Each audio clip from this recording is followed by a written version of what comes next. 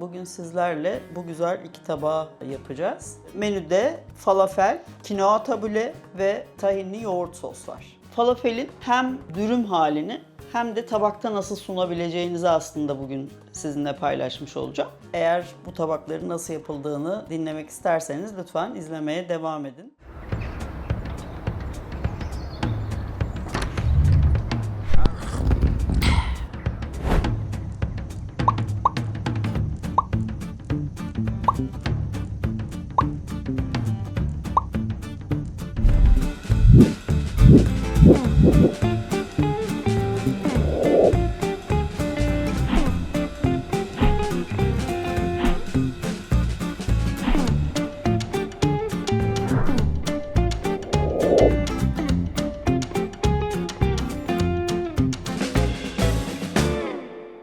Merhabalar, ben Betül Göfteci. Mozaik Tatlar kanalımız için bu ikinci videomuz olacak. Burgazada'da da güzel bir gün geçirmiştik. Bugün de mutfağıma misafir etmek istiyorum sizi. Kısaca kendimden bahsetmek istiyorum. 31 yıllık diş hekimliği hayatımı bırakıp daha sonra aşçılık eğitimi aldım. Ve aldığım eğitimimi çocukluğumdan bu yana çok keyif alarak yaptığım yemekleri daha profesyonel yaparak sizlerle buluşturmaya karar verdim. Umarım sizler de keyif alırsınız ve bu yolculuğumda beni izlemeye devam edersiniz.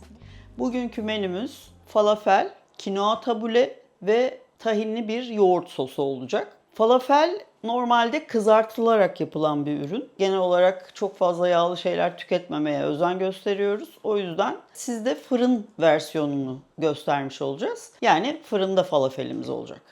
Akışta bunları nasıl yapacağım? Öncelikle falafelimizin köftelerine, şekillerini verip bir miktar daha dolapta dinlendireceğiz. Bu arada tabulemizi yapacağız ve en sonda yoğurt sosumuzu hazırlayarak en son tabaklamalarımızı yapacağız.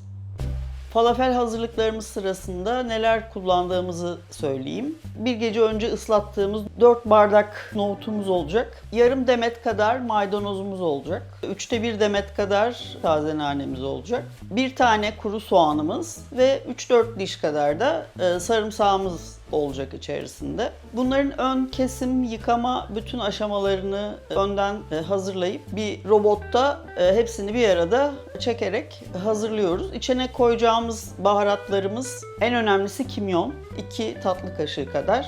Kişniş diğer önemli baharat. Tazesi de kullanılabilir. Nohut oranıyla yeşillik oranını da çok iyi ayarlamak gerekiyor. Çok fazla yeşillik olursa da yine köftelerin birbirine tutunması engellenebilir. O yüzden eğer ki taze kişnişte kullanmak istiyorsanız biraz maydanozu azaltıp onun yerine kişniş koymanızı öneririm. Diğer baharatlarımız neler? Ben toz kişniş kullandım. Yaklaşık 1 tatlı kaşığı kadar. 1 tatlı kaşığı kadar her zaman her tarifte bulamayabilirsiniz ama tarçın da güzel bir aroma veriyor. Ben tarçın da ilave ettim. Aynı zamanda hafif biraz acılık da versin diye pul biber. Bizim Antakya'mızın Samandağ pul biberi çok çok güzeldir. Genellikle tabii ki ben oradan temin ediyorum bir Antakyalı olarak. Ön bir hazırlık gerektiren bir ürün olduğu için bütün bunların hazırlığını yapıp en azından 1 saat, hatta daha uzun tutabiliyorsanız birkaç saat dolapta bekletmenizi tavsiye ediyorum.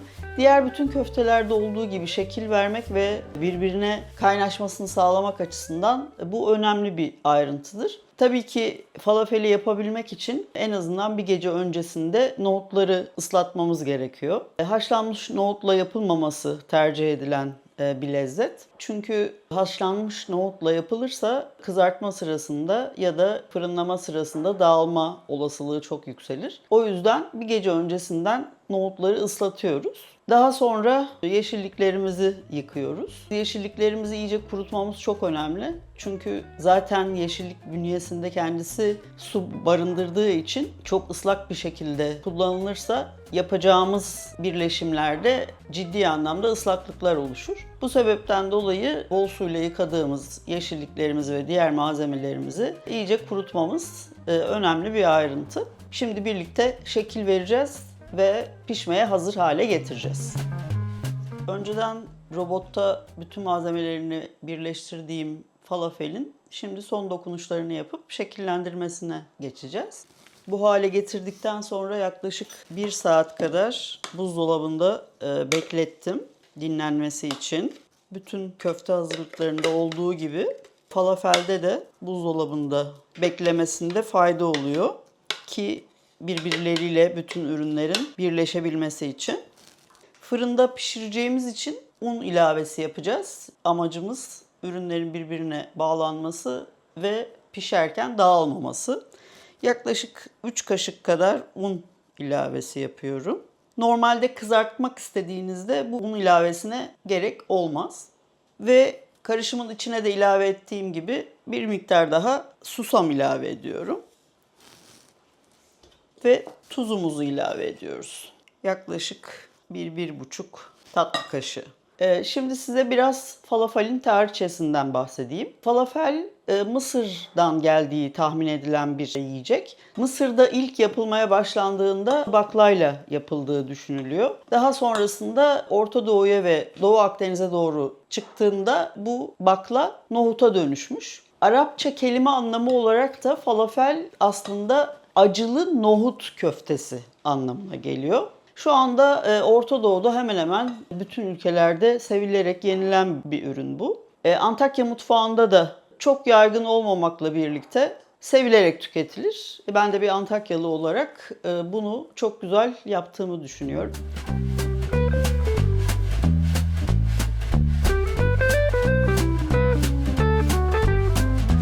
Haşlanmadığı için nohutlarımız hafif böyle pütür pütür sanki böyle bir çok ince bir bulgur kıvamında kalıyor.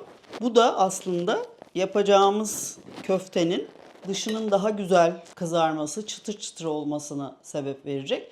Falafelin güzel olduğunu nasıl anlarız? Dışı bayağı bir katman halinde çıtır çıtır bir tabaka, içinde de daha yumuşak bir kısmının olması. Ve yerken bu dış çıtırlıkla iç yumuşak dokunun birleşiminin ağızda bırakacağı keyifli bir tat. Zaten içine koyduğumuz hem taze baharatlar hem diğer baharatlar da aromayı çok ciddi yukarıya çıkartan ürünler. Keyifli bir yeme deneyimi oluşturuyor. Evet, unumuzu, tuzumuzu ve bir miktar daha susamımızı ilave ettik. Harcımız şu anda hazır.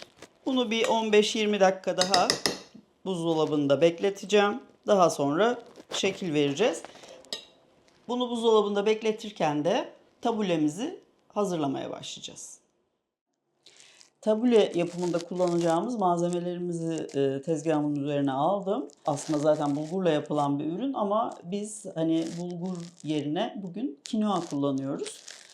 Son zamanlarda işte diyet ürünlerde biraz daha protein değeri daha yüksek bir malzeme olduğu için ve işte bulgur gibi şişkinlik yaratan ürünlerin tercih edilmemesi gereken durumlarda, hele de bir gluten duyarlılığımız varsa, kinoa aslında bulgurun yerine kolaylıkla kullanabileceğiniz bir ürün olduğu için bugün tabuleyi kinoa ile yapacağız. Kinoamızı önceden haşladık. Yaklaşık 1 bardak kadar kinoayı 2,5 bardak kadar suyla önceden haşladım. Öncelikle kinoamızı karıştırma kabımıza alıyoruz.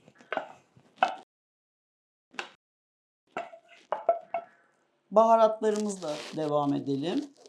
Kimyonumuz var. Yaklaşık 1 tatlı kaşığı kadar. Ben bu tarz ürünlerin içerisine taze nane koymama rağmen yine de kuru nane de ilave etmeyi seviyorum. Çünkü nanenin verdiği o ferahlatıcı tat bu tarz yiyeceklerin içerisinde çok güzel bir lezzet oluşturuyor. Biraz da ekşi olmasını istediğimiz bir ürün olduğu için sumak da ilave ettim ben. Yaklaşık 1 tatlı kaşığı kadar sumak, 1 tatlı kaşığı kadar da nanemiz var. Tuzumuzu ilave edelim. Ada biraz tuzlu seviyor. Azıcık onun hatırı için azıcık daha tuz ilave ediyorum. Kamera arkasında tabii ki Ada Deniz Aydın var. Bunu söylememe bile gerek yok.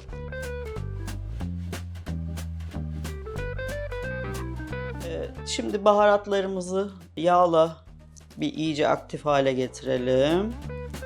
2-3 kaşık kadar zeytinyağı. 1,5-2 kaşık kadar tahin.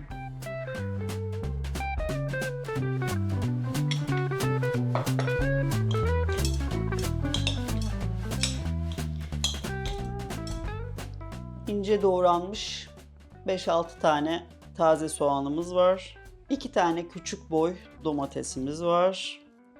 Bir tane kapya biberimiz var. İsterseniz yeşil biber de koyabilirsiniz. Bazı tariflerde çekirdeği alınmış salatalık da ilave ediyorlar. Salatalık bir miktar sulandığı için kendi kendine kaldığında anında yiyecekseniz salatalık ilavesi güzel olabilir. O da ferahlatıcı, güzel bir lezzet katar. Ama mesela ertesi günde yiyeceksiniz. Hazırladığınız ürünü ne kadar sürede tüketeceğinizi de düşünerek aslında bazı malzemeleri bir araya getirmekte fayda var. O yüzden bizim bunun hepsini aynı anda bitirmemiz mümkün olmayacağı için ben böyle kendinden sulanabilecek, sasılaşabilecek ürünleri çok fazla bu tarz ürünlerde kullanmayı sevmiyorum. Yanında salatalık tüketilebilir tabii ki. Ve burada da yaklaşık 1/3 demet kadar nanemiz ve yine 1/3 demet kadar da maydanozumuz var. Bunları da ince doğradık. Bu arada yeşil ürünleri iyice kuruladıktan sonra özellikle maydanoz, nane gibi yeşillikleri çok iyi yıkayıp iyice kuruladıktan sonra doğramanızı tavsiye ederim. Öbür türlü çünkü ıslakken doğradığınızda tam net bir doğrama sağlayamazsınız. Bütün malzemeleri karıştırdıktan sonra bir tadına bakacağım ve limonumuzu ilave edeceğiz.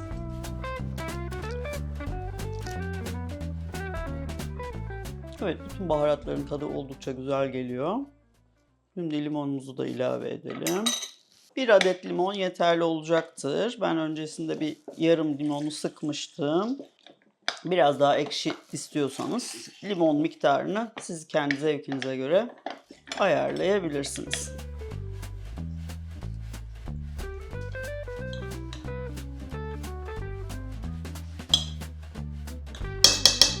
Evet, tabulemiz hazır. Lezzetli bir tabule yapmak için en önemli kriterlerden bir tanesi içine ilave ettiğimiz baharatlar ve aynı zamanda tahin. Tahinin aromasıyla zenginleşmiş olan kinoa, taze sebzeler, taze baharatlar ve kuru baharatlarla güzel bir lezzet şöleni.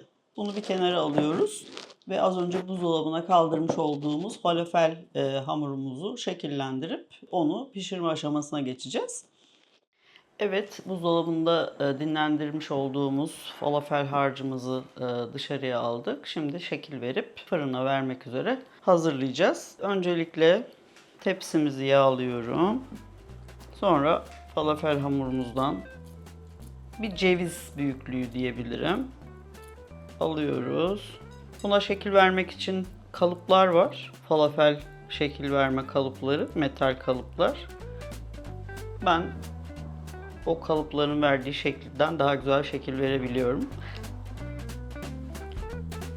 Çok fazla el ısısını hissetmeyecek şekilde, hani böyle bir köfte yoğurma gibi düşünmeyin. Zaten farkındaysanız hazırlarken de yoğurma gibi yapmadık. Tamamen kaşıkla karıştırma yaptık. Bu şekilde şekil verirken de çok sıkmamanızı ve el ısınızın köfteye çok fazla geçmemesini tavsiye ederim. Şekil verirken biraz nazik davranmak gerekiyor. Ben bunların geri kalanına şekil verip tekrar geri dönüyorum.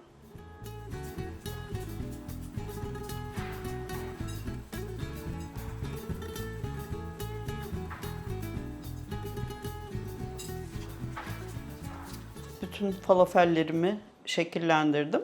Şimdi üstlerine zeytinyağı süreceğim.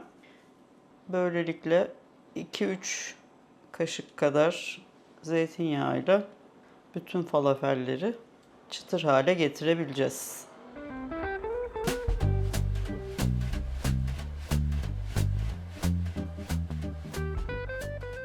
Evet. Biz falafellerimizi fırına verdikten sonra falafelle birlikte yiyeceğimiz yoğurt sosumuzu hazırlayacağız. Şimdi falafellerimizi fırına verelim.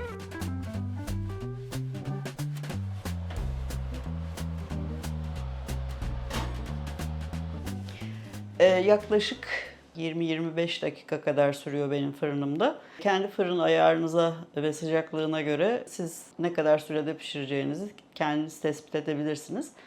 200 derecede ön ısıtma yaptım ve 180 derecelik fırında pişireceğiz. Evet, şimdi falafelin yanında yiyeceğimiz yoğurt sosumuzu hazırlıyoruz. Süzme yoğurt kullanacağım. İsterseniz normal yoğurtla da hazırlayabilirsiniz. Ama böyle daha kıvamlı, daha pürüzsüz bir sos haline getirmek istediğinizde tercihen süzme yoğurt daha iyi bir seçenek.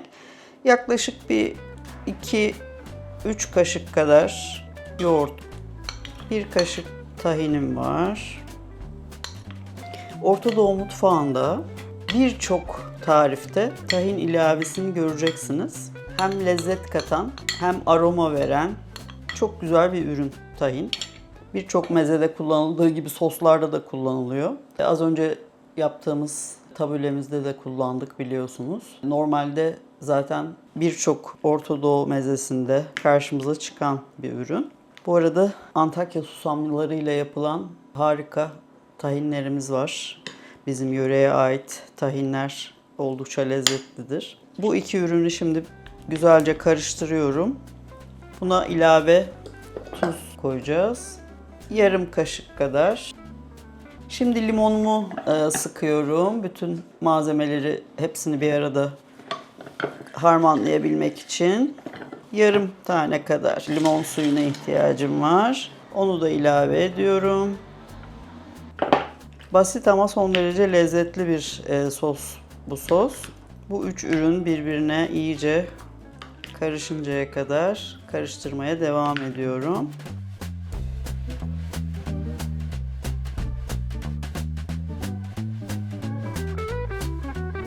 Tahin sosumuz da hazır.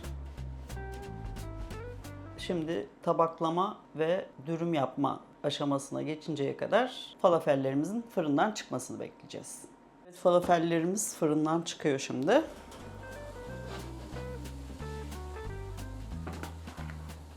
Evet, hem üstleri hem altları gayet güzel bir şekilde kızardı.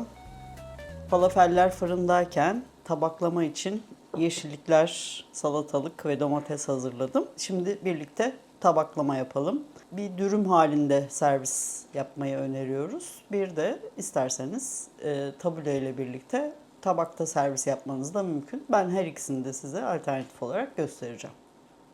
Evet, dürüm için tam buğday bir lavaş kullanabilirsiniz. Hazırladığımız yoğurt sosumuzdan şöyle 1-1,5 kaşık kadar koyuyorum. Bunu lavaşın içine yayıp arzu ettiğiniz miktarda falafel, birkaç tane salatalık, birkaç tane domates, birkaç tane biber ve biraz da roka. Buzdolabından çıkmış lavaşınızı çok hafif ısıtarak da daha yumuşak ve sarılabilir hale getirebilirsiniz. Şu şekilde keserek servise hazır hale getirebiliriz. Yanına yine bir miktar sos koyup yeşillikler ve limonla servise hale getirebiliriz. Evet, dürüm tabağımız hazır.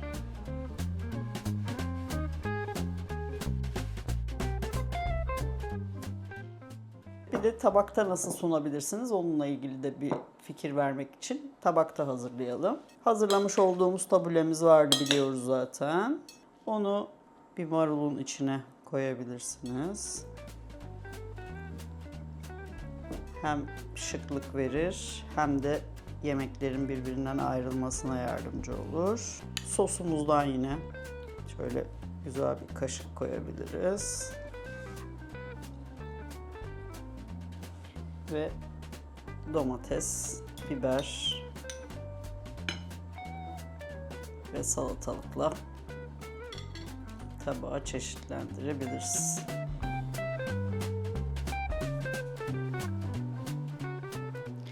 Evet, bugün falafel kinoa tabule ve güzel bir tahinli yoğurt sos hazırladık. Ve bunun ürünlerle güzel 2 tane tabak hazırladık. Birinci tabağımız dürüm oluşturduk. İkinci tabağımızda da eğer ekmek tüketmek ya da işte lavaş tüketmek istemeyenler için tabak halinde sunum oluşturduk. Her iki seçenek de oldukça lezzetli, doyurucu 2 ürün. Eğer falafel seviyorsanız tabule ile ve tahinli yoğurt sosla birlikte lezzetli bir öğün oluşturabilirsiniz. Beni dinlediğiniz için, eğer videonun sonuna kadar benimle birlikte gelebildiyseniz çok çok teşekkür ediyorum. Yorumlarda yapıp deneyip benimle paylaşırsanız da ayrıca sevinirim. Mozaik Tatlar kanalımızda belli aralıklarla bu şekilde mutfağımdan da sizinle güzel paylaşımlar yapmayı istiyorum. Takip edip abone olmayı unutmayın.